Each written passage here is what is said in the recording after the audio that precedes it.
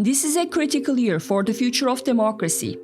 Half the world's population will go to the polls in 2024, at a time when citizens in America and across the globe are losing faith in democratic institutions, and autocracies like Russia and China are undermining the international system built on democratic ideals. We often view the rollback of democracy and threats to the liberal international order as separate problems, but they are closely interlinked. The Middle East Institute's new podcast explores the interplay between democracy's domestic and international foes, as well as how to counter them. I'm Gonul, and this is Rethinking Democracy.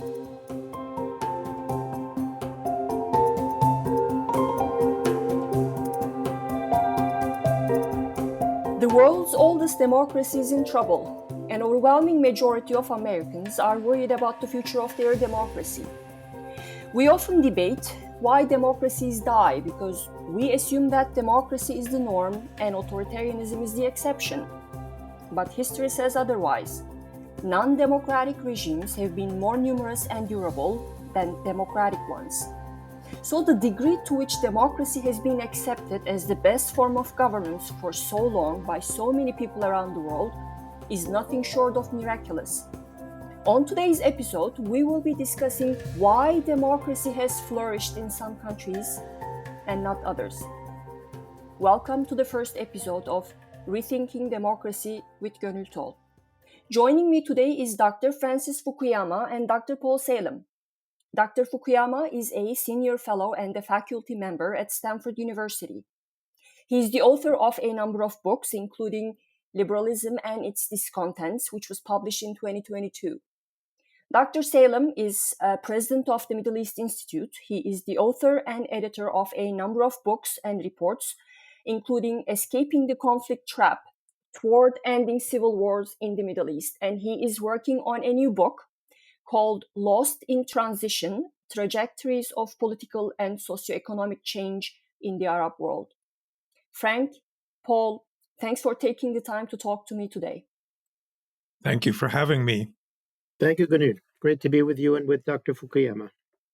I want to start with a troubling study that I saw today. According to research by the Public Religion Research Institute and the Brookings Institution, 75% of Americans believe that the future of American democracy is at risk in the 2024 presidential election.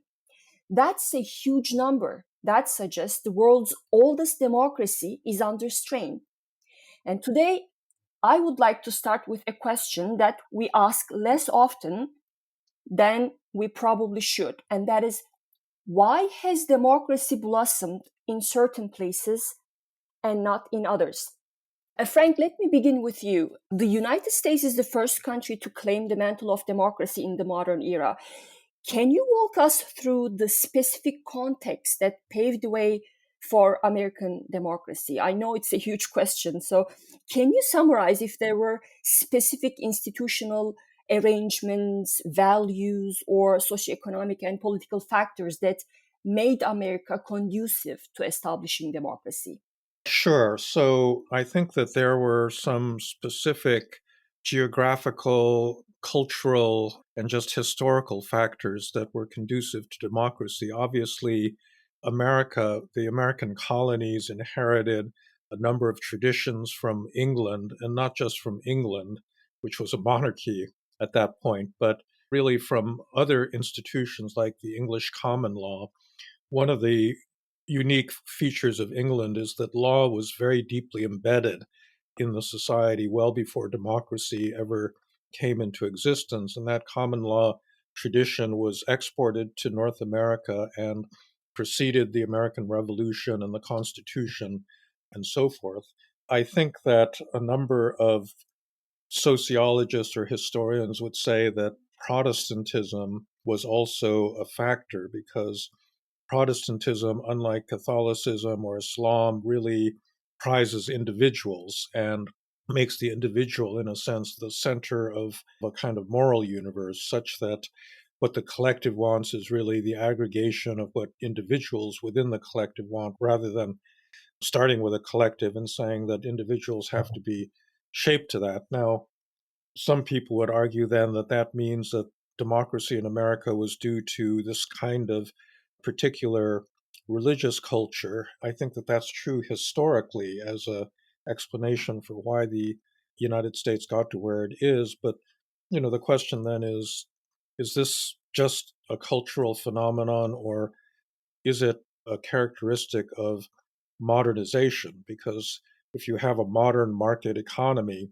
you have to have a high degree of individualism. People have to be able to make decisions to buy and sell on their own and not simply what their families or the state dictates. And so this kind of culture has spread to other parts of the world that were neither Protestant nor, steeped in a common law tradition. Well, you mentioned English common law and how that was embedded in society with democracy was. And I want to underline something. When we use the word democracy, we often mean liberal democracy. So when Yes. we talk about democratic recession, for instance, we're referring to the threat posed to liberal norms and institutions, such as the rule of law and the kind of constitutional government that you just mentioned. So democracy and liberalism mean different things. And in fact, they are increasingly in conflict in today's world. So can you please explain the relationship between those two? No, you're absolutely right. Liberal democracy is really a compound of two separate sets of institutions. So the democratic part refers to elections, accountability by popular choice. The liberal part refers to constraints on state power imposed by a rule of law, by constitutions, by institutional checks and balances. And I think that, as you suggest, in many places they're in tension with one another. You have a lot of populist movements in Hungary and India, in the United States, frankly, where you have a popularly elected leader who stands in front of a crowd and says, "You elected me, I'm the voice of the people, and here are these judges or journalists or bureaucrats that are standing in the way of my executing your will." And so the democratic part of liberal democracy attacks the liberal part, and what it leads to is what Viktor Orban in Hungary explicitly labeled illiberal democracy, where you've got elections but really no rule of law. Paul, let me turn to you. Frank talked about the historical, geographical, and cultural conditions that paved the way for American democracy. The long held assumption about the Middle East, a region which you focus on in your work, is that it's an exception to the globalization of democracy. I mean, there are not that many Arab democracies after all. In 2011, citizens across the region took to the streets to demand more representative government, social justice, and economic reforms. But shortly afterwards, the old authoritarian repressive order came roaring back. So, why has democratization bypassed the Arab world? Thank you, Gonul. Yeah, very good question. And I think I would start by comparing a bit to where at least modern democratic institutions were first conceived and were born, which is emerging out of Western Europe. And as Frank mentioned, the US, as a group of mainly English and then some other colonists, were carrying with them traditions and things that had been elaborated in England and in parts of the main continent of Europe. And that's really a very long history. And I look at Europe in order to understand a bit better the difference, at least with the Arab world. And some of the things that stand out in Europe, and then you contrast with the Middle East, is that take one aspect. This is a book written by a Stanford historian, Walter Scheidel, called Escape from Rome. And one element he mentions is that since the Roman Empire, there's been attempts, but there hasn't been a European-wide consolidated empire for any stretch of time that really dominated the continent. You compare that immediately to the Middle East or the Arab world, the first thing you realize in the Middle East is that this is the part of the world with by far the longest tradition or history of states, from ancient Egypt to Mesopotamia, and then one succession of empires after another. Contrasting with Europe, when you didn't have these major powerful empires, you over time you see a lot of city governments, city councils, institutions which have a bit of autonomy locally or regionally because there isn't an overpowering imperial state like you had in the Ottoman Empire or the Umayyad Empire or the Abbasid Empire or the Assyrian Empire and so on and so forth. So in Europe, you developed a lot of local institutions of power, of governance, and so on, which over time came into negotiation with centralizing powers. You had the Magna Carta in England almost a millennium ago. So you had that balance of power emerging. Also in Europe, Frank mentioned common law, but you also had the Catholic Church. It was an authoritarian institution, but it counterbalanced the power of the sword, the power of there was kind of a balance between the power, legitimacy, authority of the Catholic Church, counterbalancing the power of kings and princes in Europe. Whereas in at least, let's say, the post Islamic Arab world or Islamic world generally, the political power, the sultan, which usually was the result of seizing power by force as a dynasty, whether it was Umayyad or Abbasid or Ottoman. And then the religious authorities would come under that political authority. So you didn't have that balance. A third major factor is really the political economy, that the political economy of mainland Europe in particular was feudal for a very, very long time, was agricultural, and power stemmed from large landholding. In the US, it was farming. It was a bit less, large scale, but still it was an agriculturally based economy. Whereas when you look at the Middle East and the Arab world or the Muslim world in general, the two major types of economics were merchant economies, where in a merchant economy, the trade routes, the Silk Route, all of that, you need an imperial state to control trade routes, tariffs, trading networks, and hence economic power in the merchant side of things was dominated by the state and the merchants close to the state. On the agricultural side, for example, in Egypt or in Iraq over time, these were centralized hydraulic societies. In other words, the control of the river basin, of distribution of water was by control of the main river, whether it's the Nile or the Tigris Euphrates, again, giving power to the central state.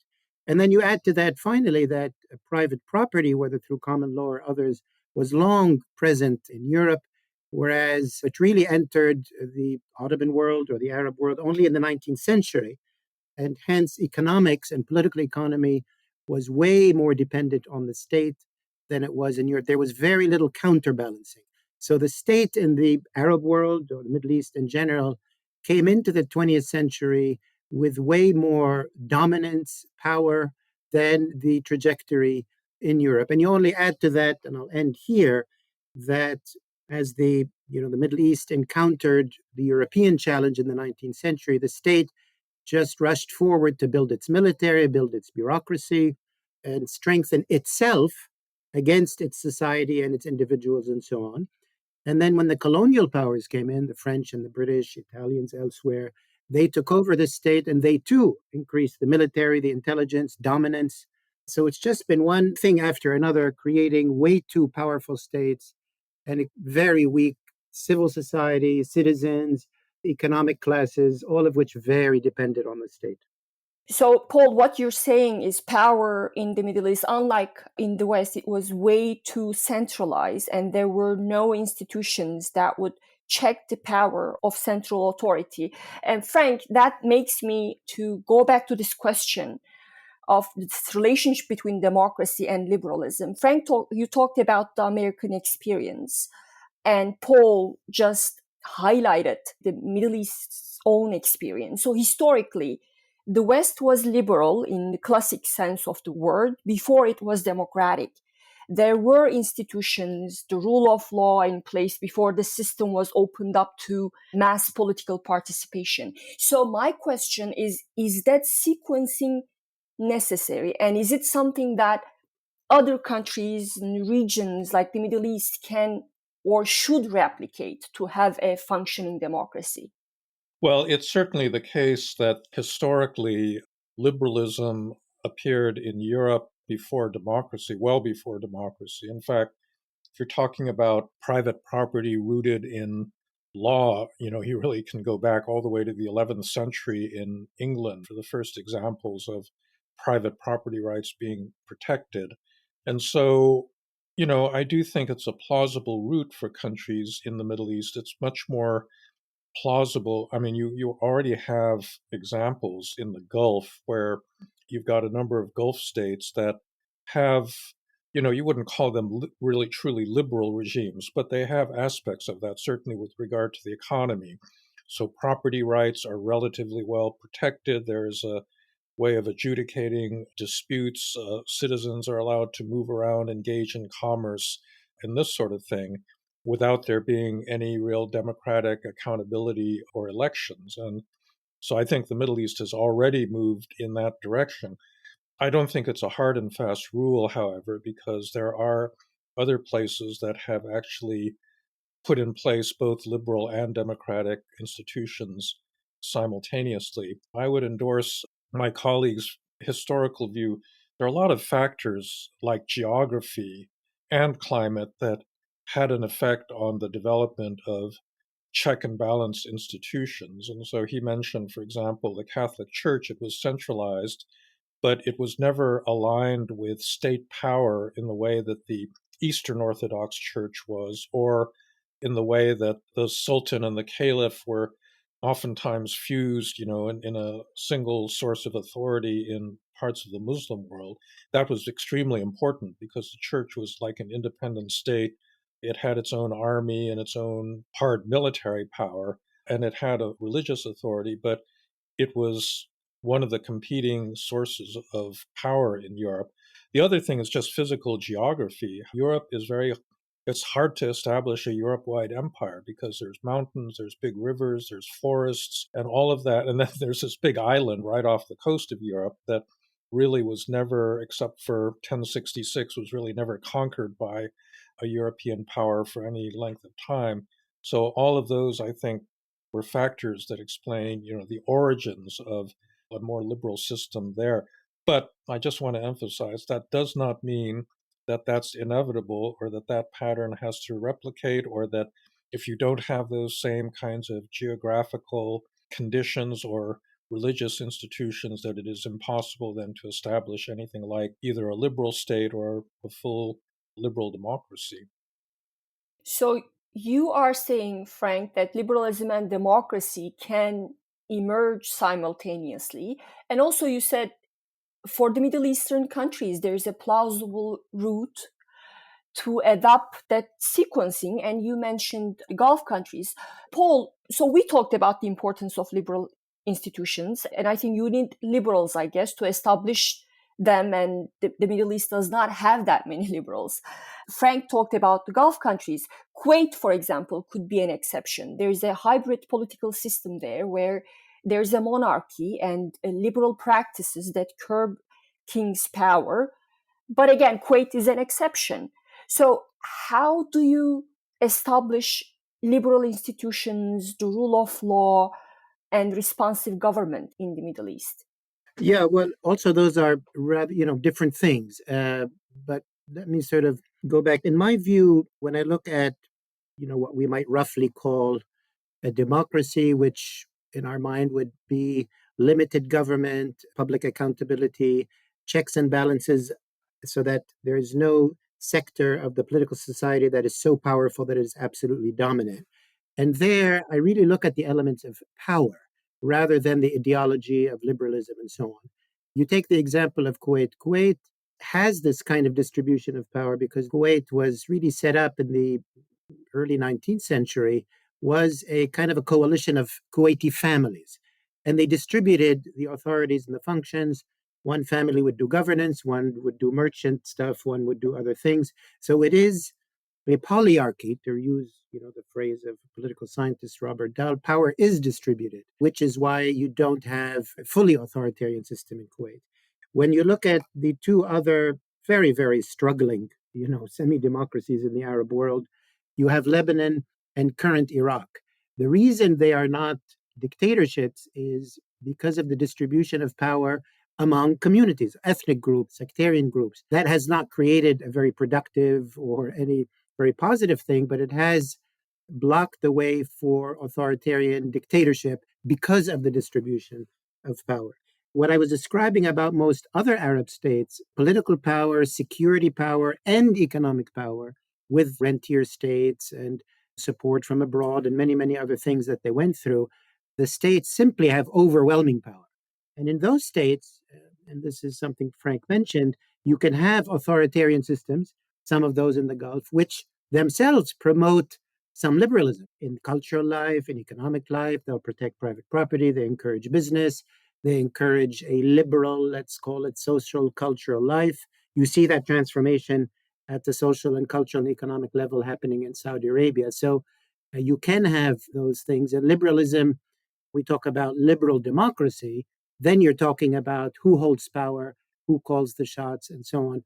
And when I look at that, I really don't see any country in the Arab world, marching effectively in that direction. And finally, you did mention governance, which obviously is extremely important. In most opinion polls in the Arab world, there's two things that stand out. One is they care, in a way, first and foremost, about what the government is delivering to them: security, jobs, housing.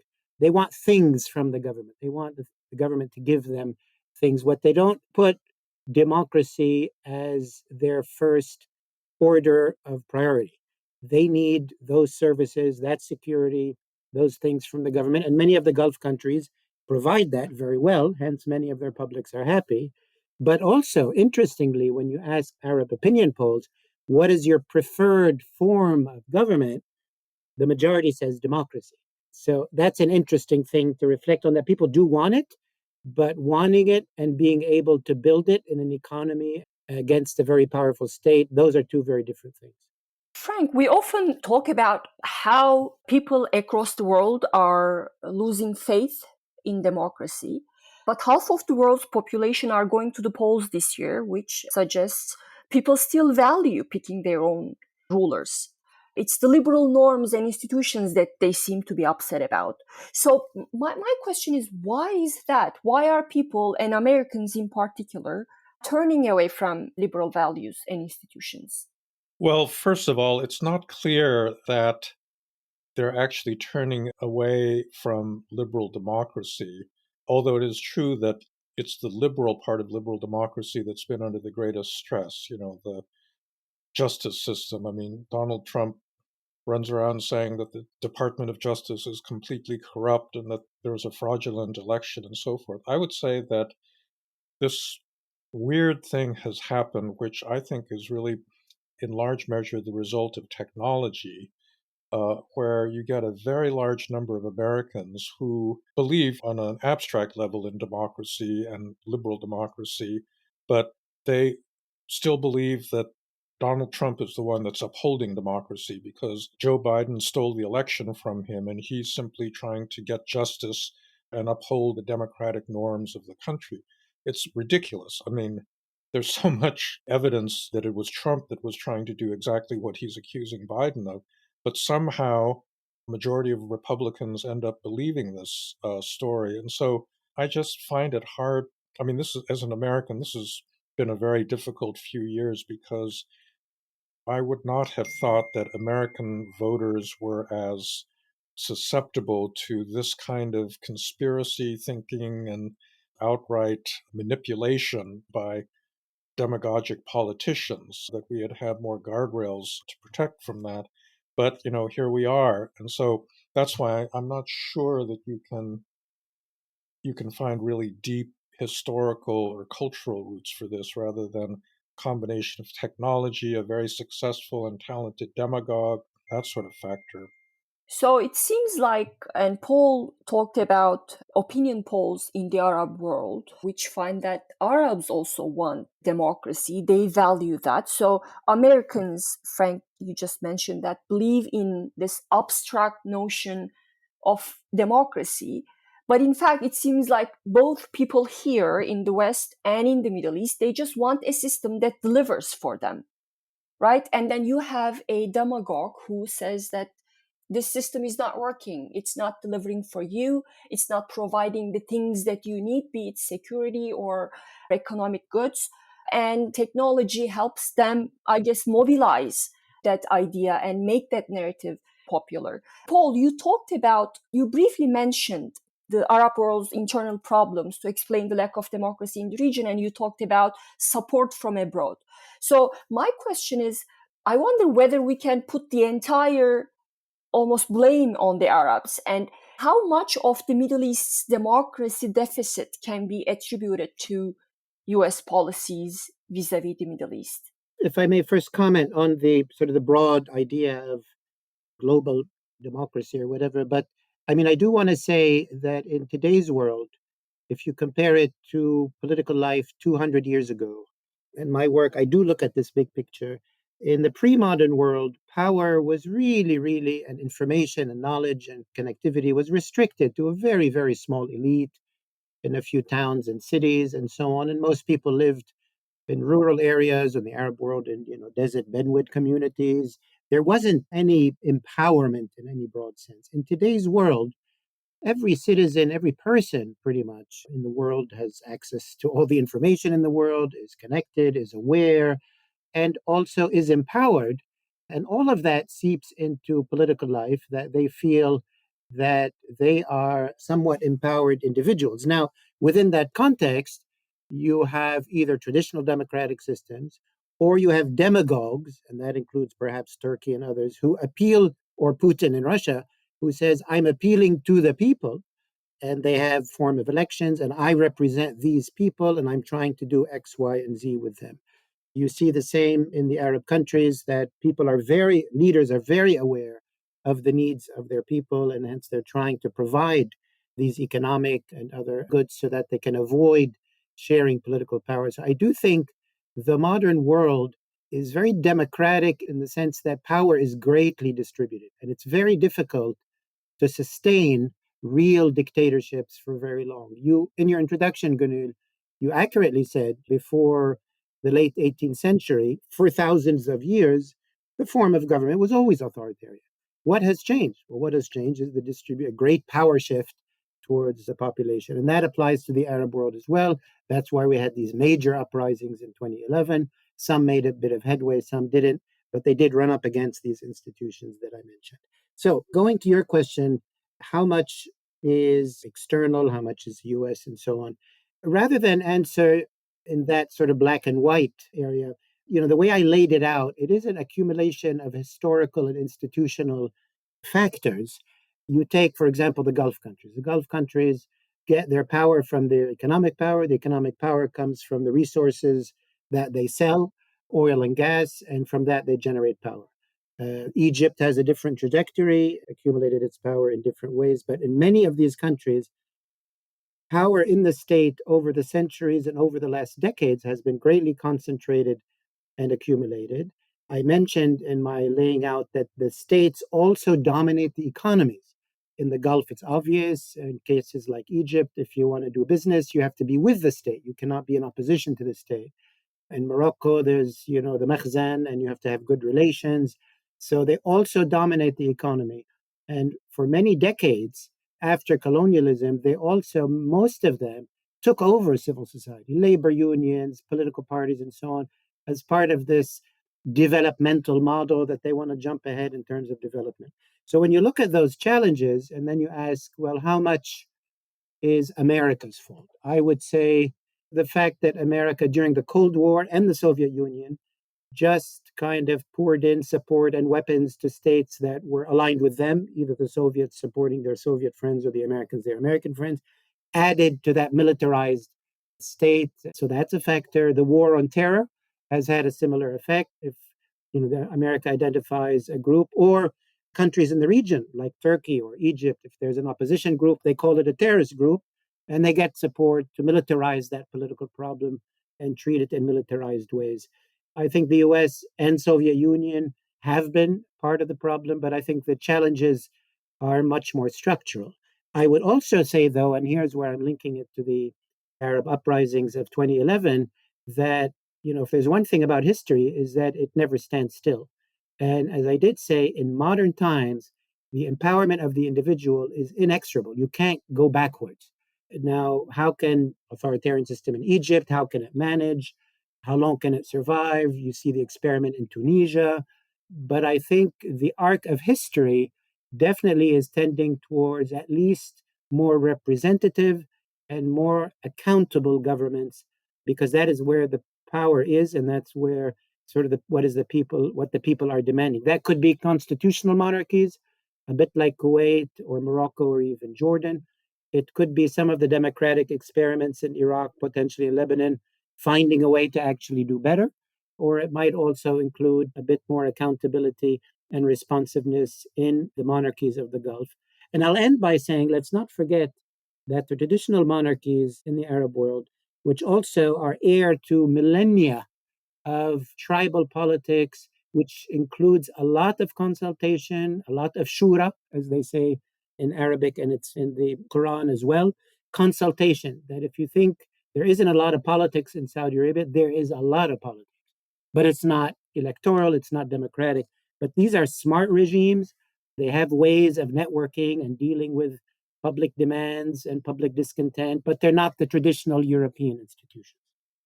So you're saying, Paul, that it's mostly domestic structural factors and centralization of power that is mostly responsible for the region's democracy deficit rather than outside factors. In Turkey, too, I would. Yeah, let me just to be clear, sorry for interrupting, but at the same time, we're saying these institutions, economic and political, have always been affected by factors. You know, the Ottomans ruled the Arab world for 500 years.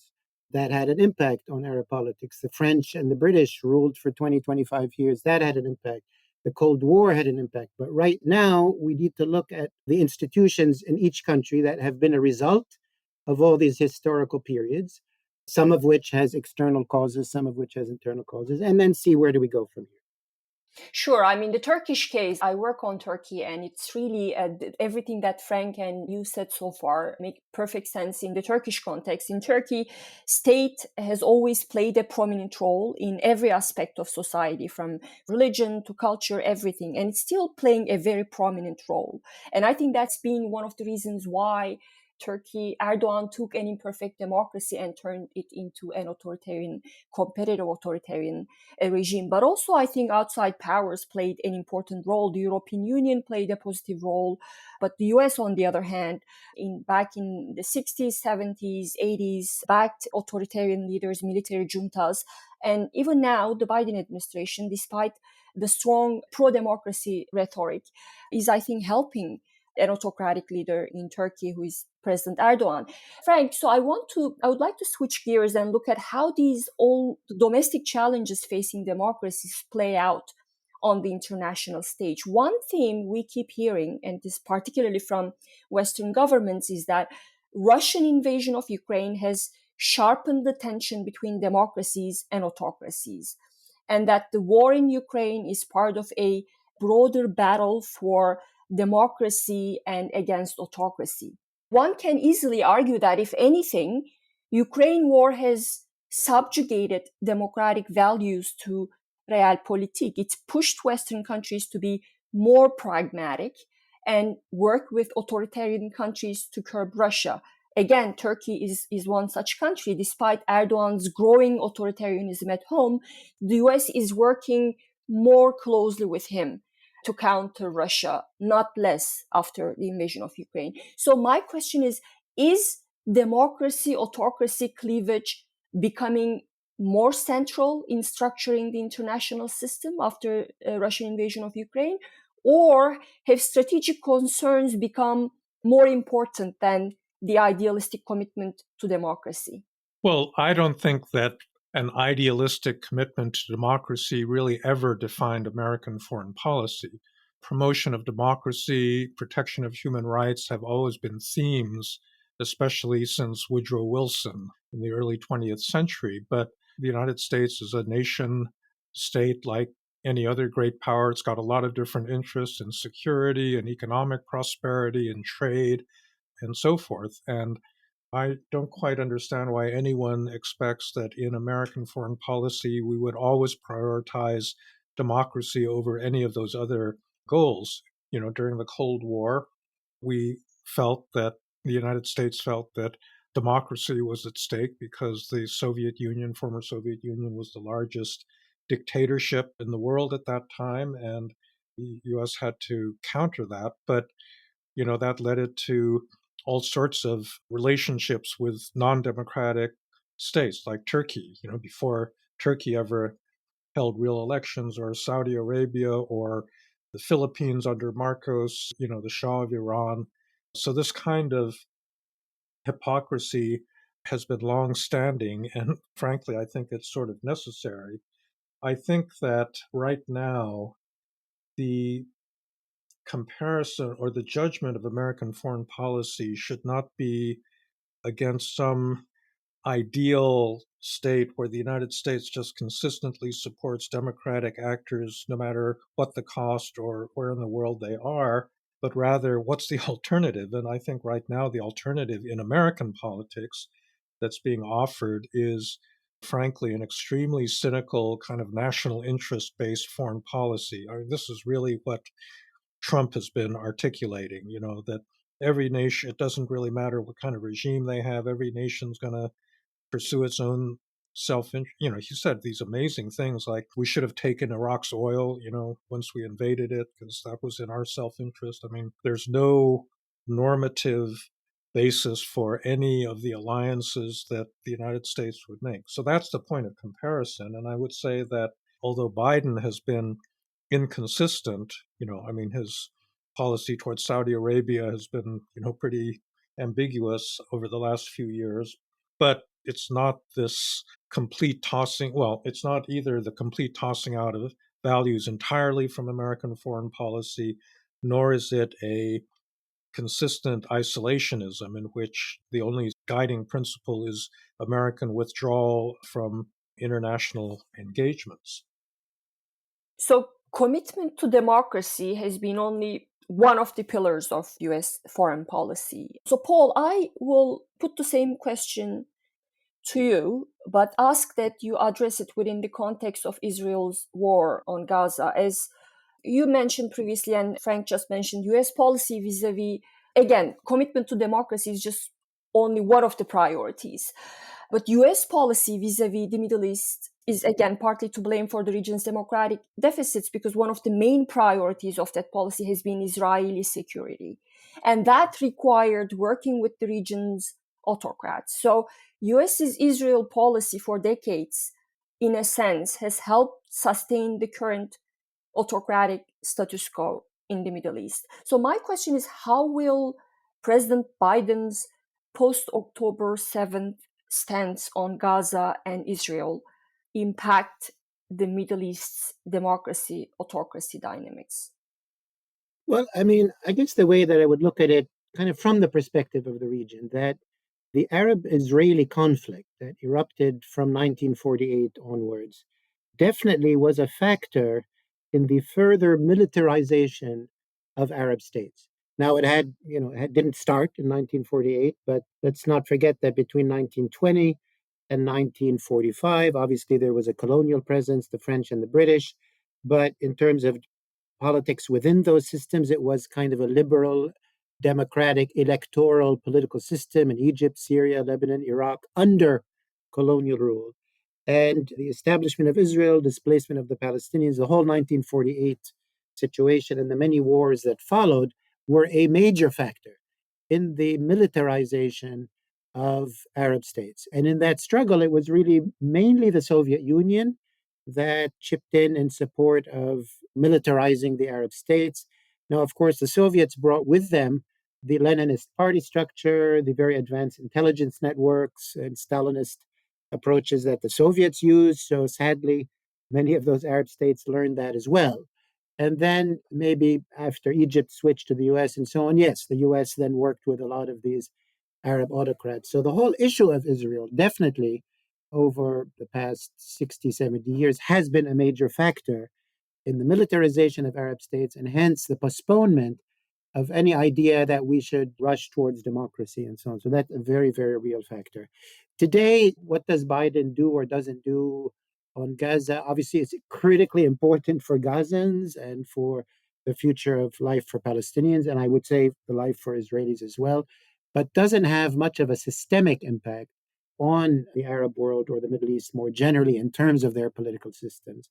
What strikes me for sure, and I see this in, a number of conferences over the last few months, that the Ukraine-Russia war fits neatly into a brave democratic state in Europe fighting against a Putinist, very authoritarian occupying force or invading force. You often find that they try to apply that logic to the Israeli situation.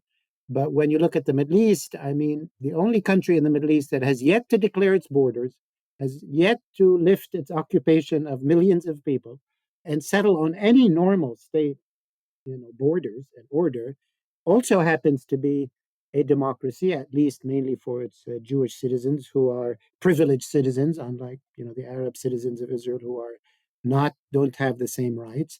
So it is a democracy in that sense.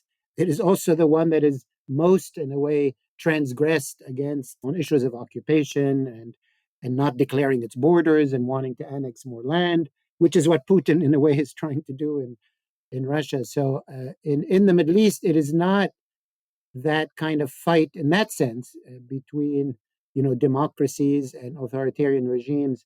If you just take the Israeli Arab experience, it's very, very different. But I would say that if you put Israel aside, in the Arab world there are like three or four major struggles, and the priorities I would maybe describe as follows: that the main need in the Arab countries is first to have a state. Palestine doesn't have a state. Yemenis do not have a state. Lebanese basically have a state. Libyans don't have a state. Syrians don't have a state. So, step one, you need a state. You need sovereignty, some stability, some security. Secondly, if you have a state, you need some governance, like some good, I don't say good governance with a capital G, but some jobs, some electricity, some basic functioning system, a bit of a public health. So, have a state, then have governance. And then third and fourth, I think, come the form of government.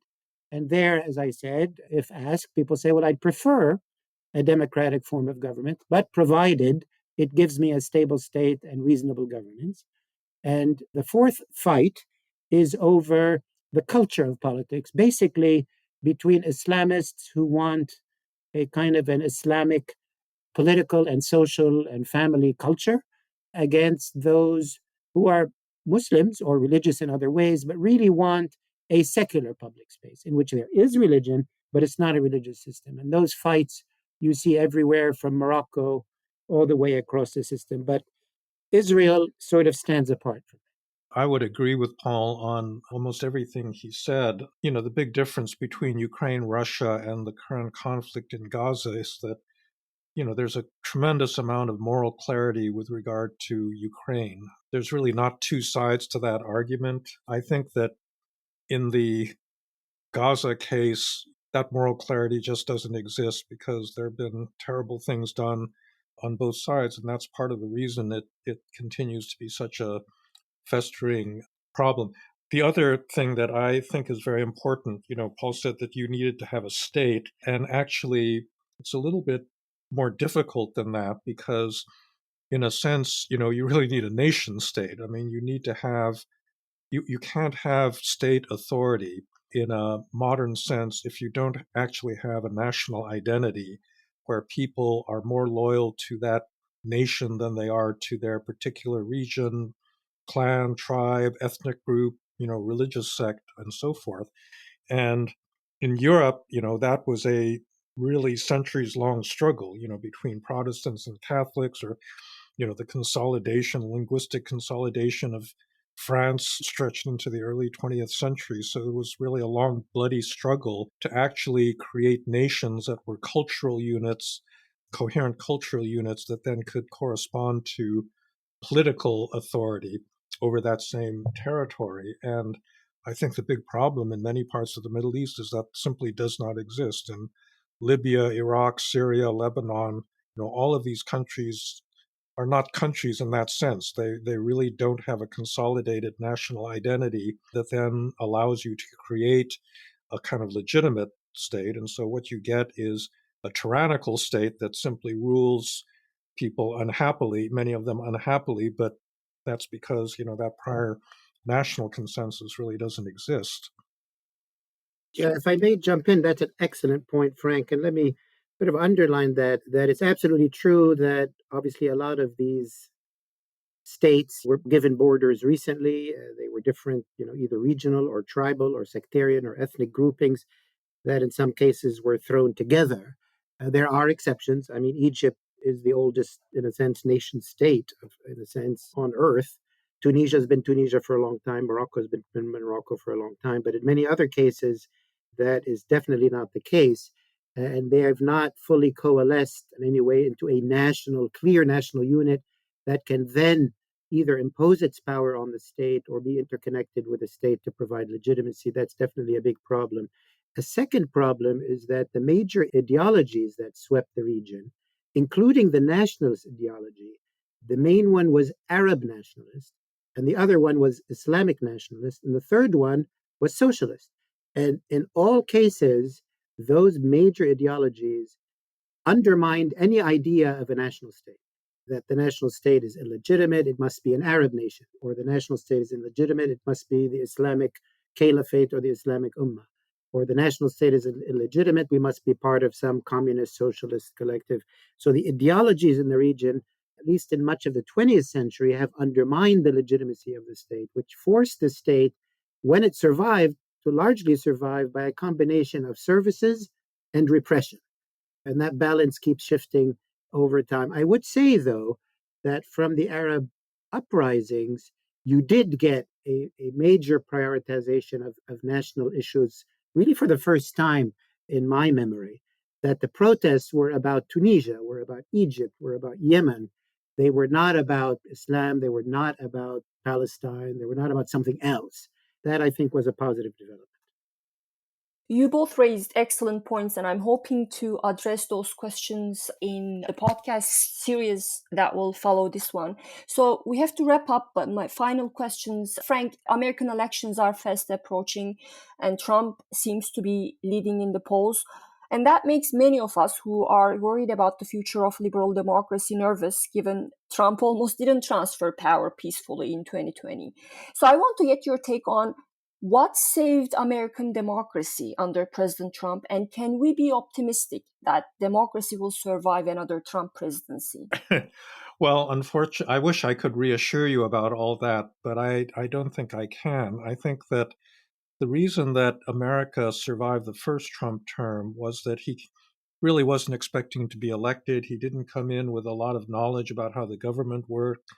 If Hillary Clinton had been elected, there would have been 800 people that would have moved immediately into positions of power to execute her agenda. But Trump had Ivanka and Jared, and that was about it. But this time around, they realized that that was a real weakness of the first term, and they've been recruiting a lot of people whose major qualification is not their knowledge or expertise, it's really their loyalty to Trump. And he's pretty much publicly announced his intentions to disregard laws, constraints.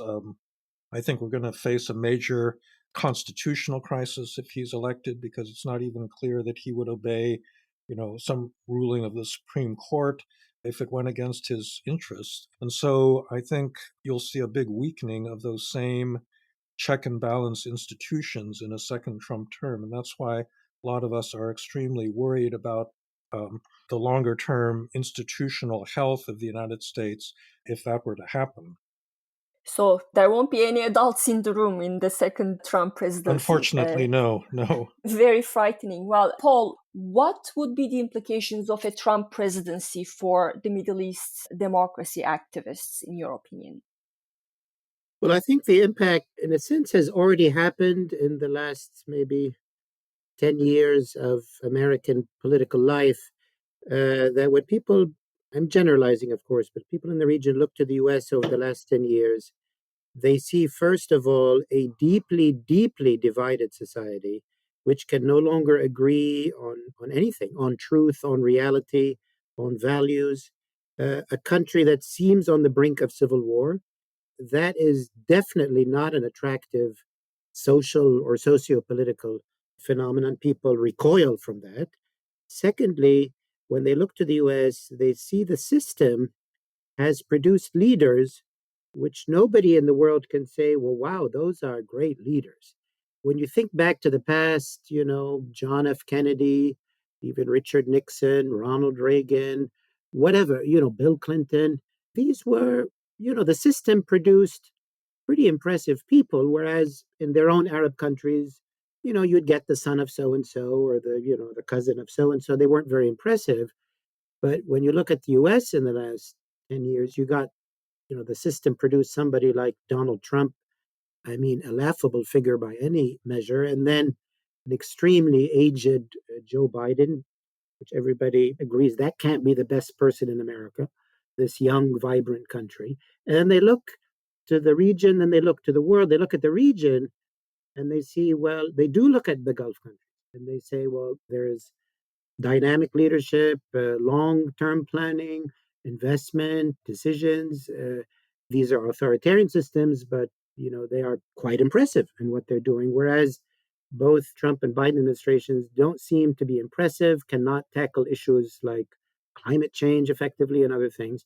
And also when they look east, they see China, which seems, at least from their perspective, since they're not really looking at democracy and liberalism as a main priority, that the Chinese system has delivered a lot for their people, is stable, has long-term planning. At least that's their perception.